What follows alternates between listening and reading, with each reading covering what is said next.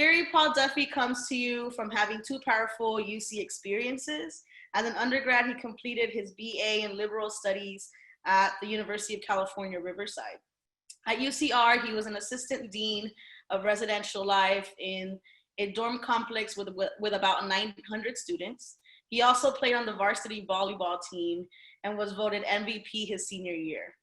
As a graduate student, he completed his MBA at Cal's Haas School of Business, and at Cal, he was a co-president of the Black MBA Association. Between his first and second year, he studied in our nation's capital as part of the Washington Campus Program.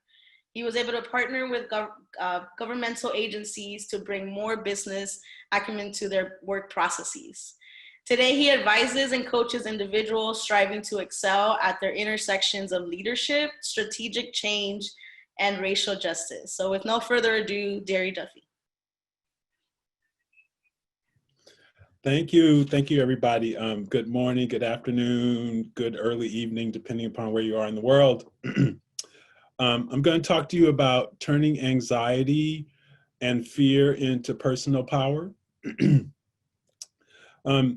I remember when I got my acceptance letter from Cal. I was a high school teacher at the time. I was teaching math, and I was coaching girls volleyball and boys basketball. And two friends of mine had decided that we were all going to go to business school together. And I had already received 2 rejection letters and 1 waitlist letter. So the last one that I hadn't heard from was Cal.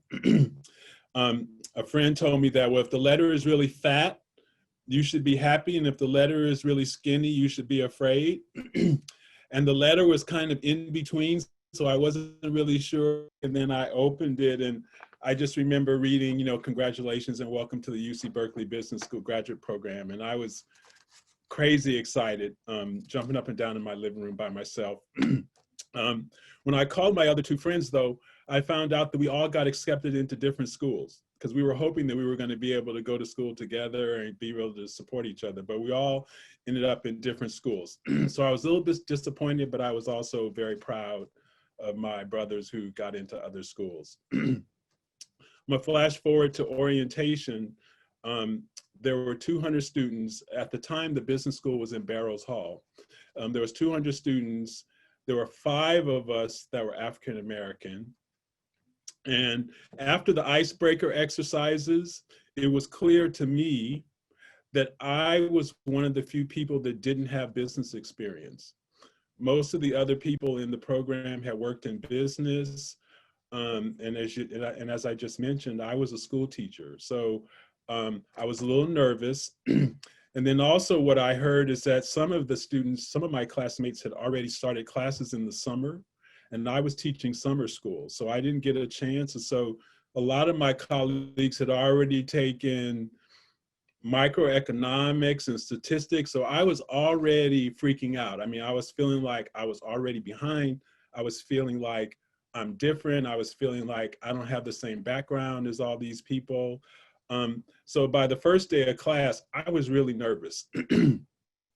I was actually afraid. And then I took a step back and remembered something that my varsity volleyball coach used to tell us all the time, which is when you're nervous and when you're afraid, you don't perform well.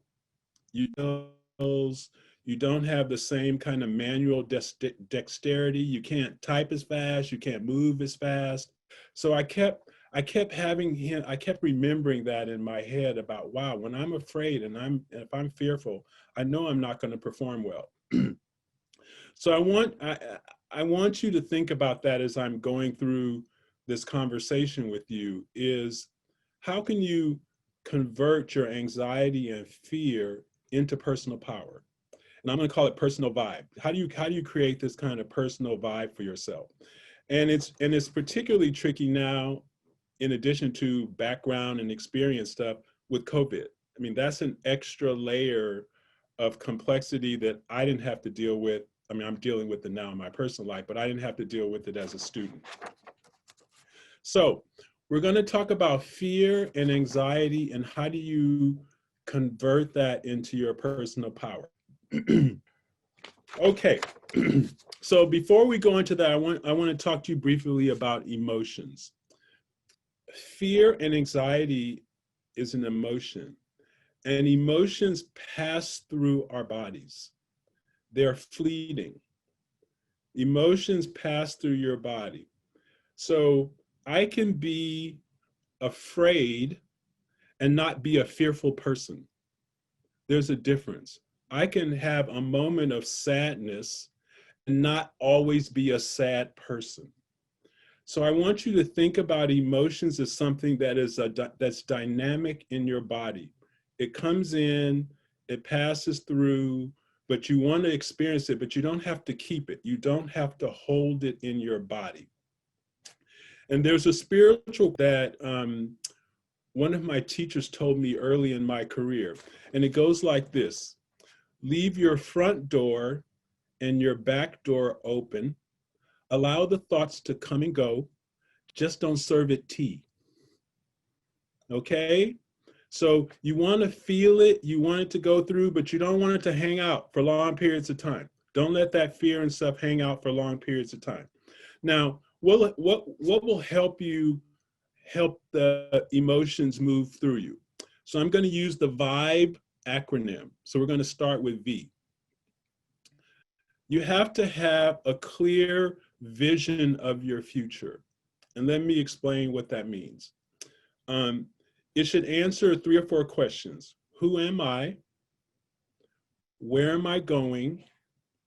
And what do I want to become? You always want to be exploring those questions, because then you start to develop this sense of what your future is going to look like. So 3 months before school started, after I got my acceptance letter in February, a friend of mine who was going to medical school, I'm not going to name the red school that he was going to, but he was getting ready to go to medical school the same time I was going to start business school.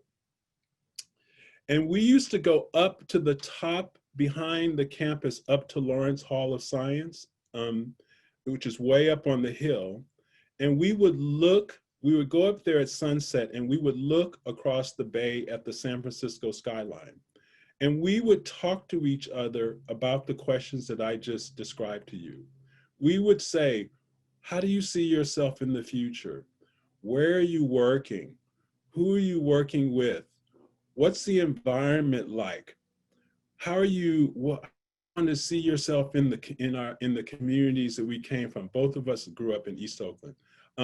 How do you see yourself in the community? And we would go there once a month, top of the hill, right at sunset, and look and talk about the vision that we have for the future. We would go so far to say that I want to be in that building, in that office. I mean, that's how detailed we were. I mean, we were just really playing around. And at the time, the 3 biggest buildings in San Francisco at the time was the Bank of America building, the Trans-America Pyramid, and the building that the PG&E is in. It was on Beale Street. Those were the 3 tallest buildings in San Francisco. It's very different now. But I'm telling you that because I'm going to come back to that in my story. But the reason why it's important for you to have a vision is because when you get afraid, it's important to ask yourself, okay, why am I here? Why did I decide to go to Cal? What am I hoping that I can get accomplished? So if you have this picture of a vision of the future, it's like a magnet. It like pulls you into the future and what's possible. So it's really, really important for you to have a vision of the future, and don't be afraid to write it down. Write it down and make it as vivid as you possibly can. Actually, the more vivid it is, the more attractive it is for you. And you can have 2 kinds of vision. You can have a vision just for the year. What's my vision for this first year?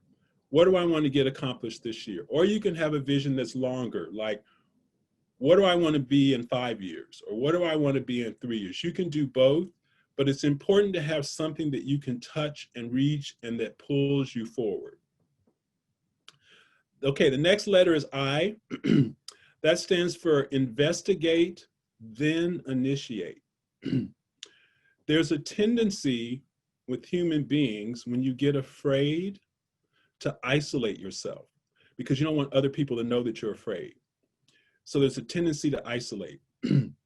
But actually, research shows from psychology and psychologists, when you're afraid, it's actually better to talk it through with somebody. It's actually better not to isolate yourself. It's better to find a colleague, find a friend, find somebody that you can talk through this anxiety and fear.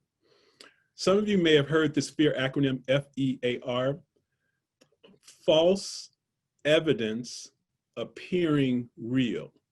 I'm going to say that again. Fear. False evidence appearing real. So oftentimes we're afraid about something, but it's really an illusion. Because when you talk it through with somebody else and they go, no, that's not actually what's happening. And we can start talking and spinning these stories in our head if we're isolated. So it's really important to find somebody that you can talk to really test, is this really happening or is this just an illusion? Now that you're investigating, now you have to initiate some relationships so you can actually talk this stuff through. So for coursework, it's obviously professors, graduate student assistants, your other classmates. You got to talk that stuff through to make sure your fear is real. Most of the time it isn't.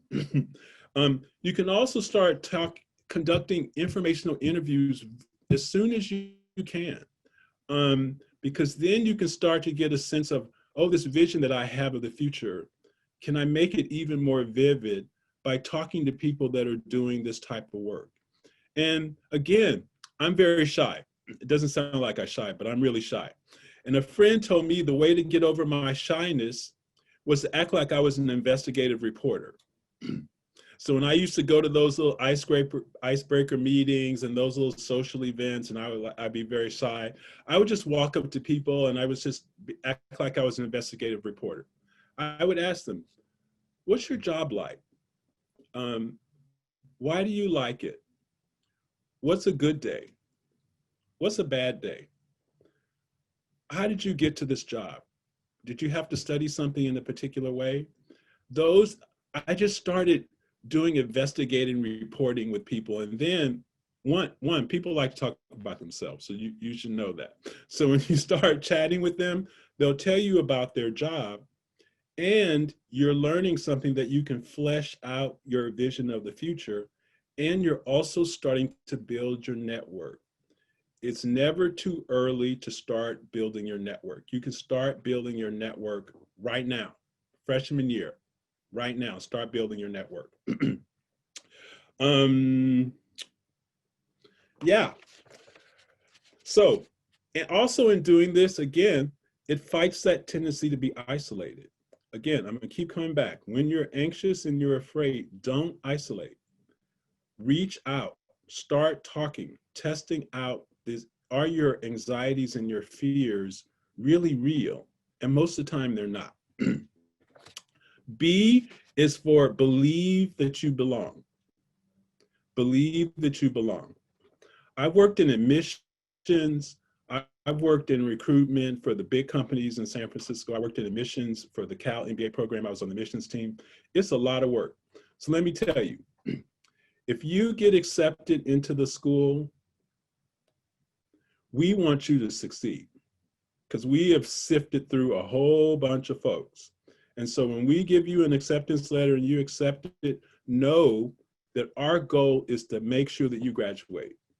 So I need you to believe that you belong at Cal. It's your school.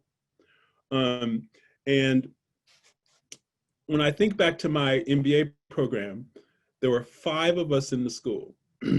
So we got together with the 4 students that were 1 year ahead of us. So there were 9 Black students in the school. We went to the dean. We said, this is what we need to happen to make this school feel like it's ours. We need some funding. They gave us some funding. We brought in African American and Latinx speakers into the school. So we did what we needed to do to make the school feel like it was ours. And that's what I want you to think about doing. This school is yours. You belong there, and you get to make the school the way you want to make it. So see stuff, tell people what you want, and make it happen. Don't wait. Don't be a passive learner. I want you to be an active learner.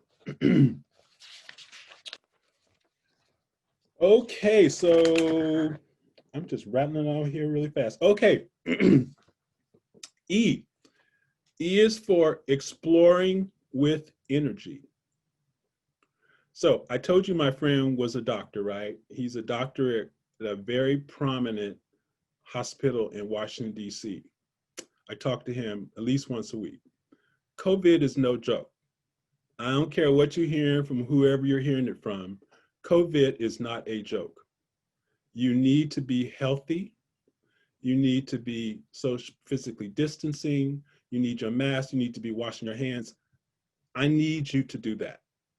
Because if you're not healthy and you don't have energy, it's going to be really challenging to be successful in school because it takes a lot of work and a lot of energy. So now, second thing, I need you to exercise. I'm not talking, it doesn't necessarily have to be pumping weights, whatever you need to do, I need you to exercise at least 5 times a week, at least 30 minutes a day. It could be a walk, it could be jump roping, it could be yoga, I don't care what it is. But you need to physically be working your body. I know it's hard sometimes, you get your head down in the books and then you forget. You need to carve it out in your day because if your body is well, your mind will work well too. I even meditate in the mornings. I didn't meditate in college, but now I meditate. I meditate for 30 minutes. Meditation, along with sleep, very important. Sleep is very important. It helps you reset and calibrate your mind and your body. This is not a joke. It's like pushing the reset button. Every day you need to do it, okay? Every day you need to do it. Now, let's talk about exploring. I was in the business school, but I decided the summer between my first and second year to explore government because at the time, well, California, Sacramento is very, very close to Cal, and they were always looking for legislative analysts, people who had analytical skills to try to bring them into government. And I decided to go to Washington, D.C. the summer between my first year and second year. It was very different than my colleagues who took jobs. They got internships in the summer. I decided I wanted to go to Washington because I wasn't sure if I wanted to work in government or not. So I went. I was there with 20 different MBAs from the top schools around the country. We would go to Capitol Hill. We would go to different agencies, the FBI, the EPA, the Treasury Department, the CIA. We went to all these different agencies to learn about how they work and how they could bring people with different backgrounds into their organization. It was very exciting. We were staying at Georgetown, in some apartments in Georgetown. We were taking classes and we had to write a paper, a thesis around what is the relationship between business and government.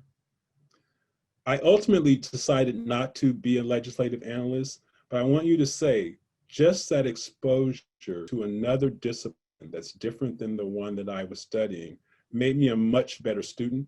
It made me a much better business person. And now I understand the relationship between business and government in a way that I didn't know before. So I want to encourage you, even if you already know what your major is, make sure that you get exposed to different disciplines. And it could be a class or it could be different people that you know, and try to understand what they're studying and how they're studying it.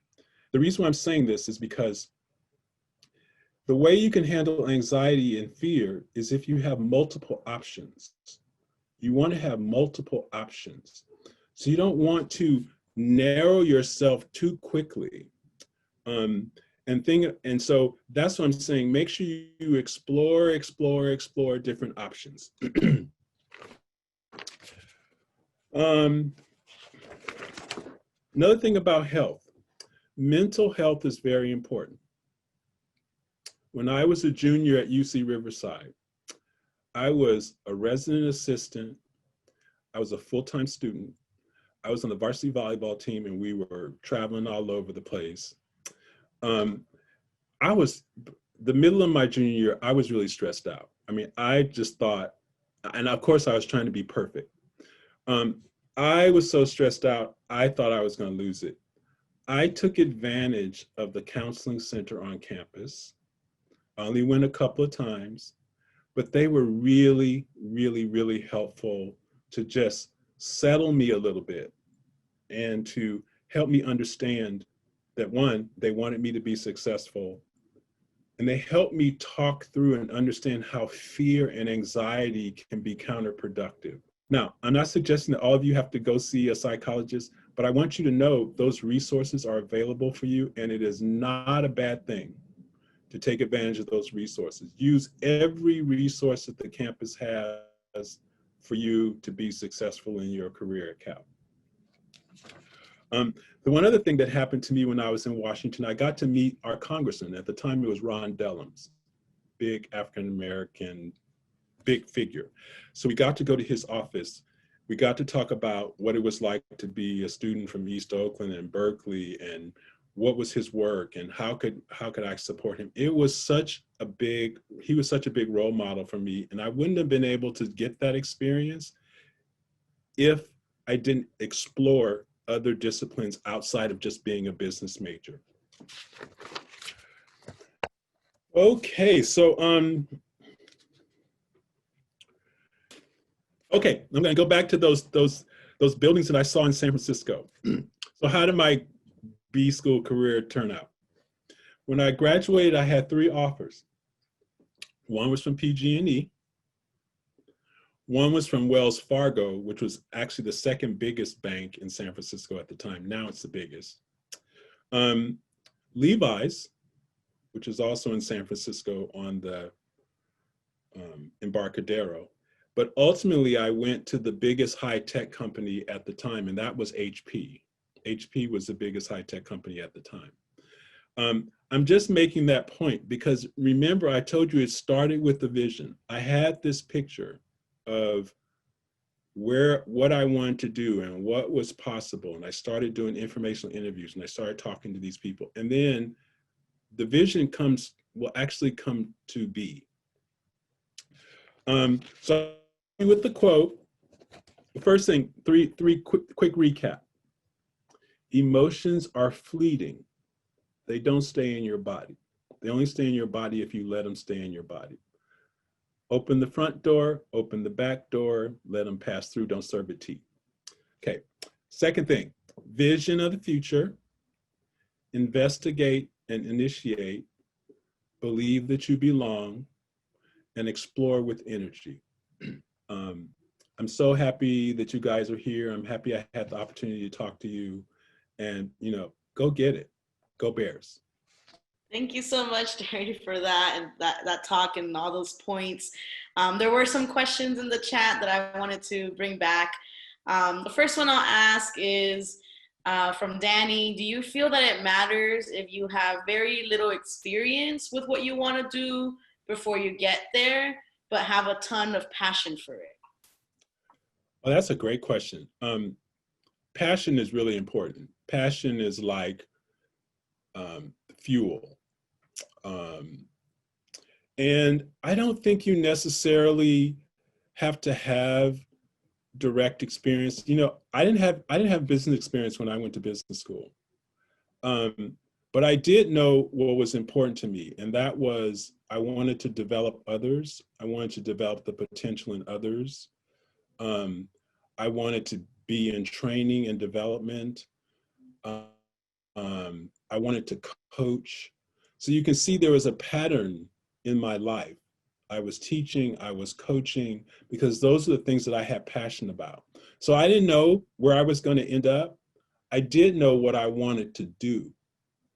I wasn't really sure where I would do it. And that becomes clear after you start doing informational interviews and after you start getting exposed to different environments where you can actually bring your passion to life. Thanks for that question. Yeah, the next question was, what are some resources to get into meditation for someone who might not have experience with it? And folks were chatting in some resources, but anything that you recommend? I use the Calm app, CALM. That's the app I use. Um, and there's a free version and then there's a little version where you can pay more. And but there's a lot of free resources online around meditation. Um, and by the way, there's no right or wrong way to meditate. You basically want to sit quietly. I usually like to play music, soft music. It's the each of us has music that relaxes us and feeds our soul, and everybody has different songs for that. So I like to play that type of music, and you just want to settle and feel your body. Just feel the blood moving through your body. Try not to be thinking about anything. Just try to settle your body. And try to do it for like 15, 20 minutes, ideally around the same time. I think you're going to find it really helps you. All right. The next question I have was around expanding our vision. So, what are some recommendations on developing and expanding our vision? This is from Aaliyah. I currently have some visions for my future, but I feel like I don't fully understand where I would like to land. Yeah. That's okay. That's okay. Start with what you have written down. Always just ask the question, who am I?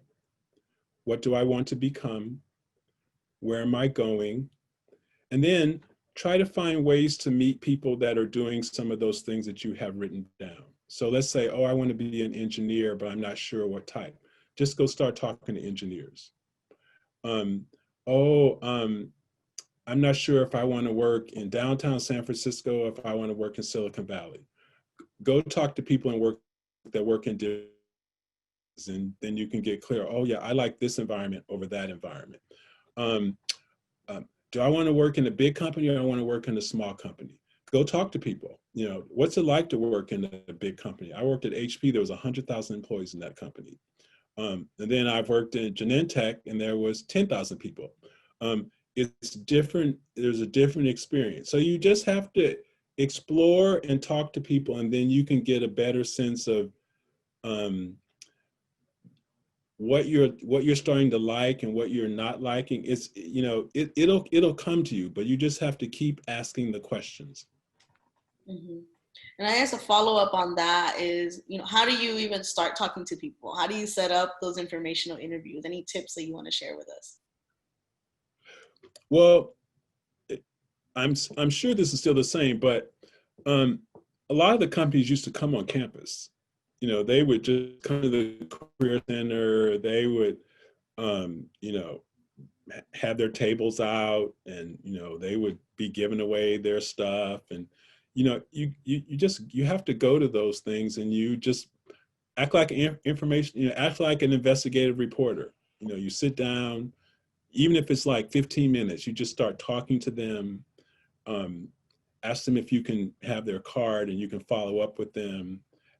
Try to connect with them on LinkedIn. A lot of my connections started on LinkedIn, and then I would write them a quick note, say, do you have 15, 20 minutes to just chat with me about your work and what you do and a little bit about your company?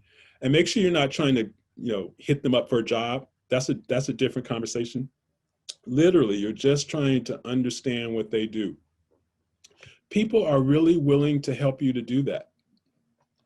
And I started with Cal people, whole group of Cal folks. I would start hitting them up saying, oh, I went to Cal, you went to Cal. Would you mind spending 15 minutes with me just talking about your job and what you do? It's a really big resource. Leave you with a quote. This is from Harriet Tubman.